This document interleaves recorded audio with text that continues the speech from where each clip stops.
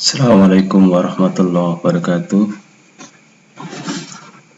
Selamat siang, kita berjumpa kembali di pembelajaran jarak jauh untuk mata pelajaran kimia. Semoga kalian dalam keadaan sehat walafiat. Pada pertemuan yang ke-6 ini saya akan melanjutkan materi tentang reaksi redoks, pokok bahasan tentang sel elektrokimia. Sebelum pelajaran dimulai, saya ingatkan kembali para siswa sekalian untuk tetap mematuhi protokol kesehatan dengan 5M, yaitu menjaga jarak, memakai masker, menghindari kerumunan, mencuci tangan pakai sabun, dan menghindari tempat-tempat keramaian. Kemudian setelah saya menerangkan dan kalian mendengarkan penjelasan saya, nanti silahkan kalian untuk kembali mempelajari dengan cara membuka link materi PDF. Di materi tersebut, semua penjelasan saya yang saya terangkan melalui kesempatan ini itu bisa kalian pelajari kembali. Kemudian yang kedua, setelah kalian mempelajari, nanti silahkan dibuka link penugasan.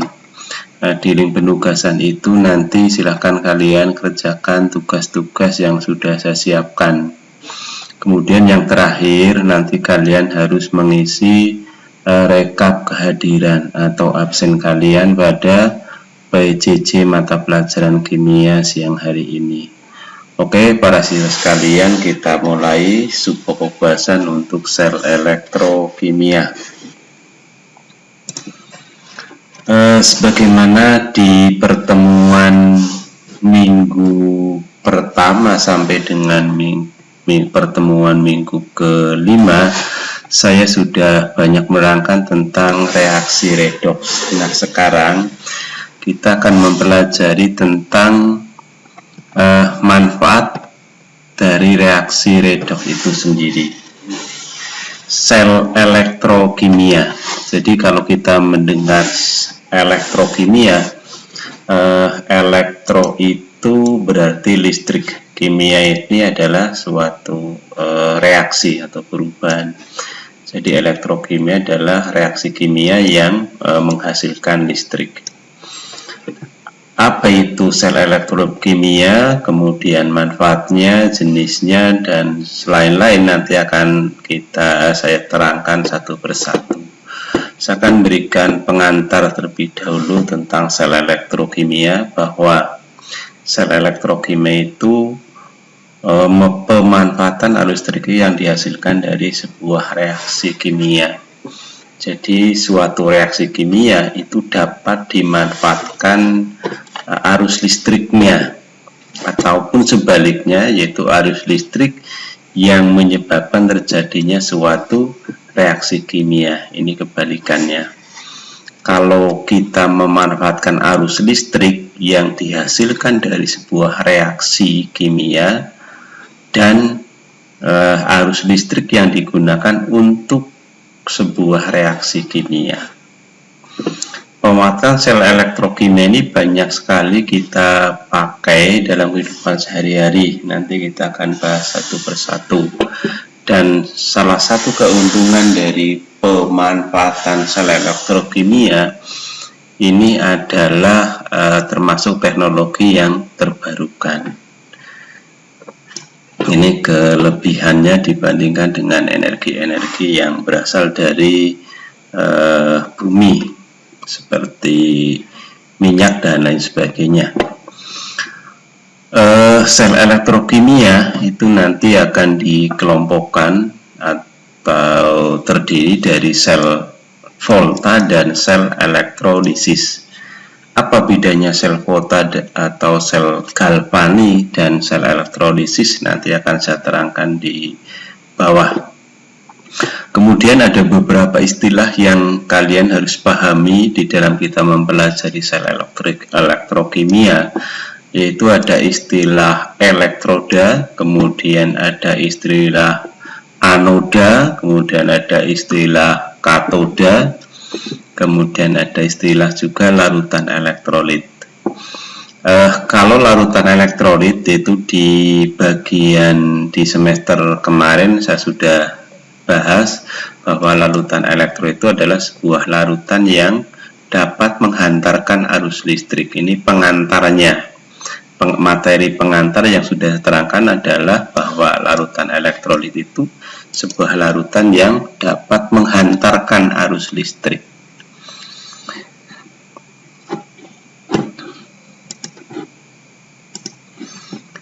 Sel elektrokimia yaitu suatu alat yang mampu menghasilkan energi listrik dari sebuah reaksi kimia atau menggunakan elektrik untuk menjalankan suatu reaksi kimia. Ini sel elektrokimia. Nah, dalam sel elektrokimia yang menghasilkan arus listrik itu disebut dengan sel volta atau sel galvani. Ini sel volta atau sel galvani adalah sel elektrokimia yang menghasilkan arus listrik. Jadi suatu reaksi kimia yang menghasilkan arus listrik ini disebut sel volta atau sel galvani. Sel volta atau sel galvani ini adalah kita sudah sangat paham dan sudah sangat familiar dengan jenis-jenis sel volta atau sel galvani, yaitu baterai yang kita gunakan sehari-hari baik di otomotif maupun dalam kehidupan kita sehari-hari. Kemudian sel yang menghasilkan reaksi kimia ini disebut sel elektrolisis. Nah, yang akan kita perdalam untuk kalian itu adalah nanti kita akan fokus pada sel volta atau sel galvani. Tapi sebagai pengetahuan, kalian harus tahu bahwa sel elektrokimia itu terdiri dari sel volta atau sel galvani dan sel elektrolisis. Ini jenisnya ada dua untuk sel elektrokimia. Tapi yang akan kita perdalam, kita akan pelajari lebih mendalam, itu hanya sel volta atau sel galvani.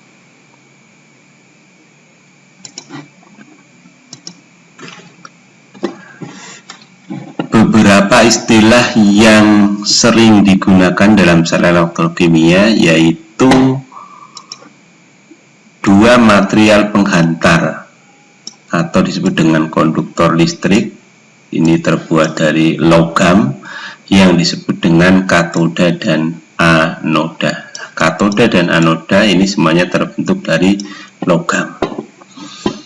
Kedua material penghantar ini disebut dengan elektroda. Nah, elektroda ini adalah material penghantar yang terdiri dari katoda dan anoda. Saya harap para siswa sekalian bisa memahami dan membedakan istilah-istilah ini. Ini yang harus kalian pahami dulu.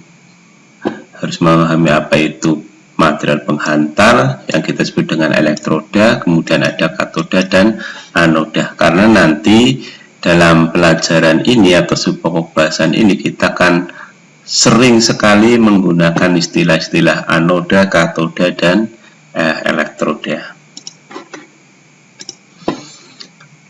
Nah, kita mulai tentang sel galvani atau sel volta. Kenapa disebut sel galvani atau sel volta? Ini ternyata sesuai dengan penemunya, yaitu Luigi Galvani dan Alessandro Volta. Maka sering disebut dengan sel galvani atau sel volta. Apa itu? Yaitu sel elektrokimia yang memperoleh energi listrik dari reaksi redoks spontan yang terjadi di dalam sel. Jadi sel volta itu energi listriknya itu dihasilkan dari reaksi redoks yang terjadi di dalam sel. Nah, ini reaksi redoks. Maka kalian ingat kembali ya, reaksi redoks ini. Jadi energi listrik yang dihasilkan itu adalah karena adanya reaksi redoks atau reaksi kimia redoks ini yang terjadi di dalam suatu reaksi dan menghasilkan energi listrik. Pada umumnya terdiri dari logam yang berbeda yang dihubungkan dengan jembatan garam atau setengah sel individu yang disediakan oleh membran berpori. Nah, ini penjelasannya adalah sebagai berikut. Prinsip kerja dari sel galvan atau sel volta adalah aliran transfer elektron dari reaksi oksidasi di anoda dan reaksi reduksi di katoda melalui rangkaian. Jadi di dalam sel volta itu ada reaksi oksidasi dan reaksi reduksi. Sekaligus di dalam sel volta itu ada reaksi oksidasi dan ada reaksi reduksi. Siapa yang melakukan reaksi oksidasi itu tentu adalah elektroda anoda dan elektroda katoda. Ada yang melakukan oksidasi atau melepaskan elektron dan ada yang melakukan reduksi atau menangkap elektron.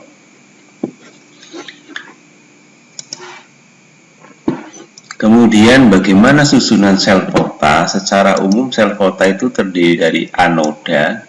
Apa itu anoda ini? Perhatikan, elektroda tempat terjadinya reaksi oksidasi. Jadi anoda itu elektroda tempat terjadinya reaksi oksidasi. Anda harus ingat lagi tentang reaksi oksidasi. Apa reaksi oksidasi? Yaitu sebuah reaksi yang melepaskan elektron. Ini kalau berdasarkan konsep serah terima elektron. Oksidasi itu melepas elektron. Kemudian katoda yaitu elektroda yang terjadinya reaksi reduksi, berarti yang menangkap elektron. Sedangkan di sini ada istilah elektrolit, yaitu zat yang dapat menghantarkan arus listrik. Kemudian ada istilah rangkaian luar, yaitu kawat konduktor yang menghubungkan anoda dan katoda. Nah, elektroda katoda dan elektroda anoda ini dihubungkan dalam rangkaian luar. Kemudian ada istilah jembatan garam, yaitu rangkaian dalam yang terdiri dari larutan garam. Jembatan garam memungkinkan adanya aliran ion-ion dari setengah sel anoda ke setengah sel katoda dan sebaliknya sehingga terbentuk rangkaian listrik.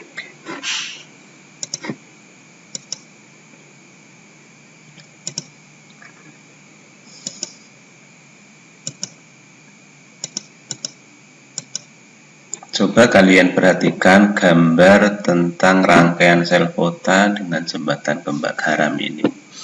Jadi sel volta itu digambarkan seperti ini. Ini elektroda Zn, ini sebagai anodanya. Kemudian elektroda Cu, ini Cu itu tembaga, ini sebagai katodanya, dicelupkan dalam sebuah larutan elektrolit. Ini Zn, kemudian Cu. Zn itu akan melepaskan elektron, sedangkan Cu akan menangkap elektron. Jadi terjadi ada yang melepaskan elektron, ada yang menangkap elektron. Penjelasannya seperti ini, nanti kalian bisa pahami di penjelasan ini tentang jembatan garam tadi. Kemudian berikutnya yaitu tentang notasi sel volta.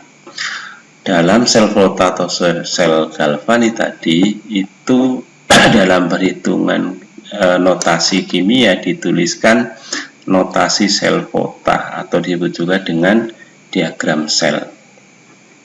Dari contoh reaksi di atas, notasi selnya dapat ditulis sebagai berikut.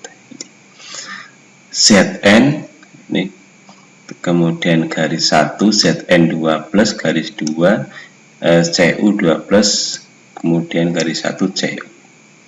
Di sini adalah yang melakukan oksidasi itu dituliskan di depan, sedangkan yang melakukan reduksi itu ditulis di belakang. Zn melepas 2 elektron jadi Zn2+, kemudian di katoda yang lain itu Cu2+ menangkap 2 elektron jadi Cu.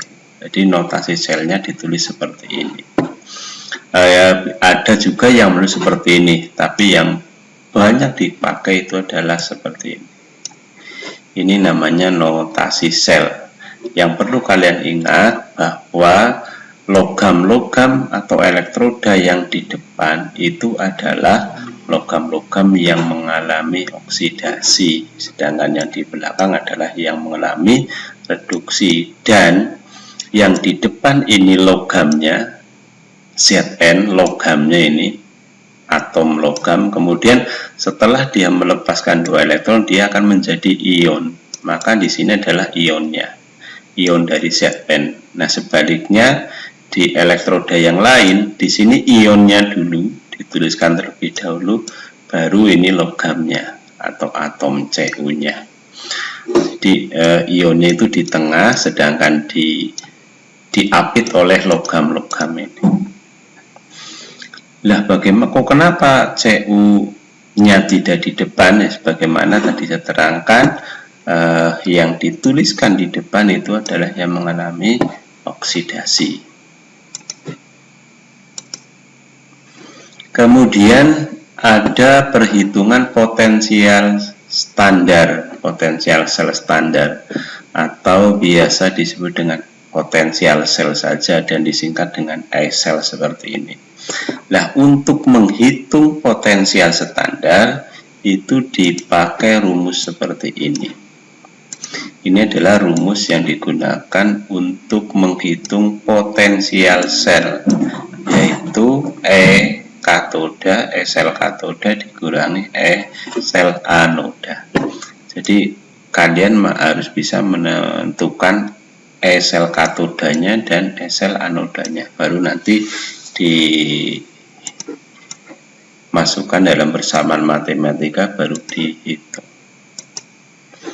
Kemudian yang perlu kalian ingat lagi bahwa katoda, nih katoda di sini, itu adalah elektroda yang memiliki E standar lebih besar atau lebih positif. Jadi E katoda itu selnya itu harus lebih besar. Jadi nanti masing-masing elektroda itu memiliki harga potensial sel standar. Nah, yang lebih besar itu nanti disebut dengan katoda, yang lebih kecil anoda. Dalam perhitungan nanti mudah, tinggal katodanya adalah bilangan yang angkanya lebih besar dikurangi dengan bilangan yang angkanya lebih kecil. Itu dalam untuk mudah kita mengingat nanti untuk menentukan katoda dan anodanya.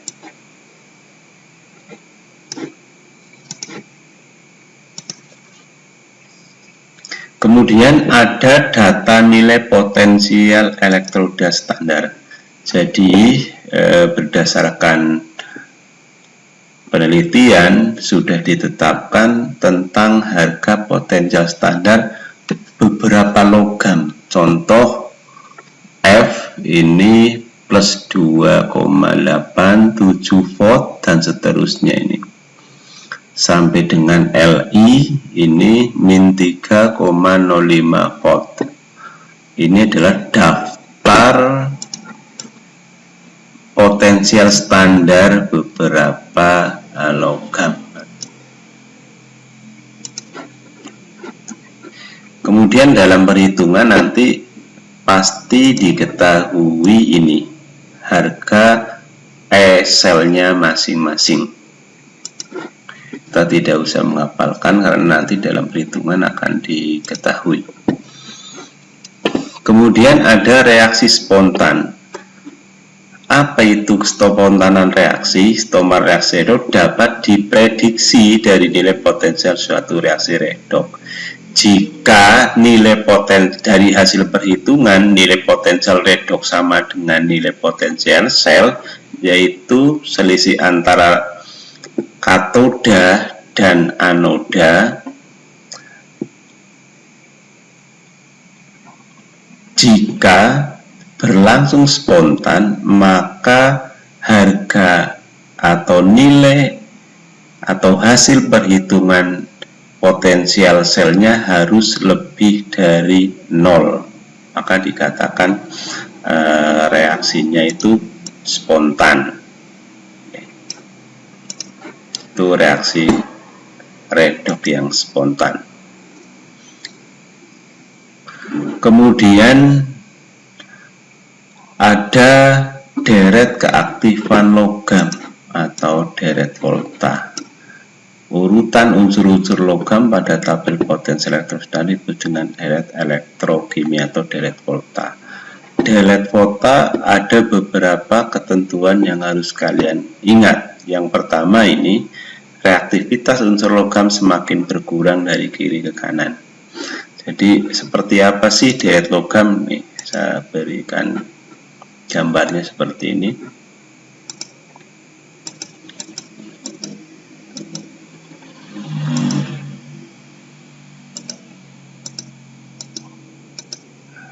Tidak muncul deretnya. Nah, nanti kalian deret logam itu sudah ada ketentuannya di materi PDF-nya, sudah saya tuliskan juga.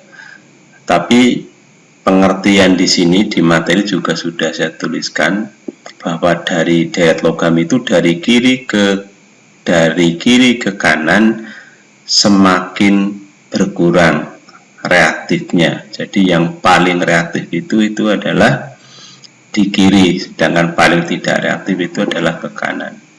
Kemudian sifat reduktornya berkurang dari kiri ke kanan. Jadi paling kanan itu paling tidak paling kecil daya reduksinya. Kemudian kecenderungan logam untuk teroksidasi semakin berkurang dari kiri ke kanan.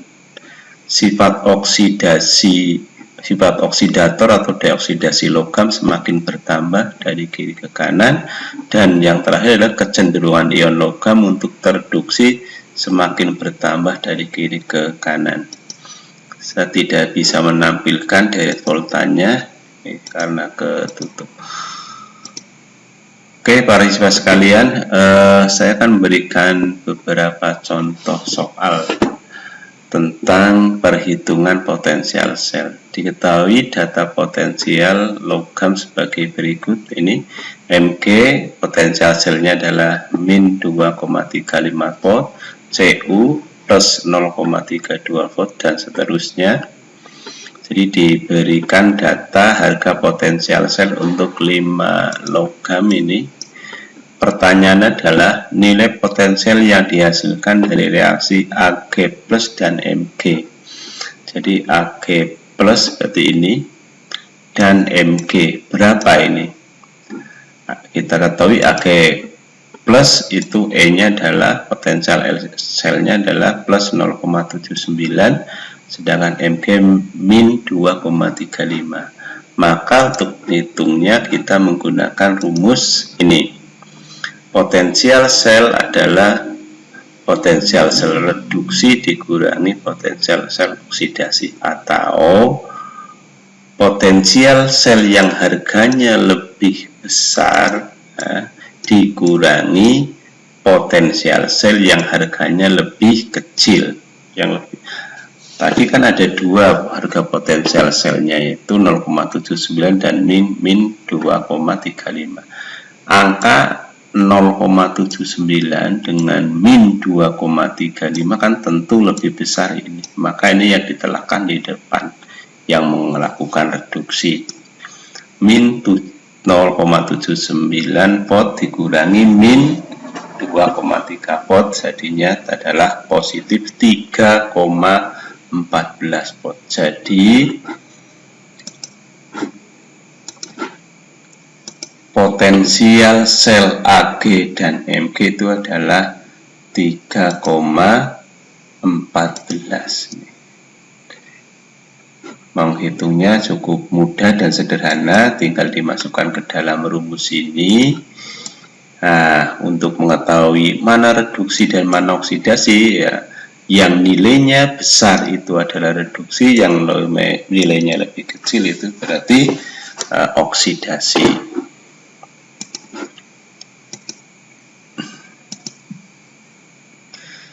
Oke, para siswa sekalian, sampai di sini dulu penjelasan saya untuk sel elektrokimia.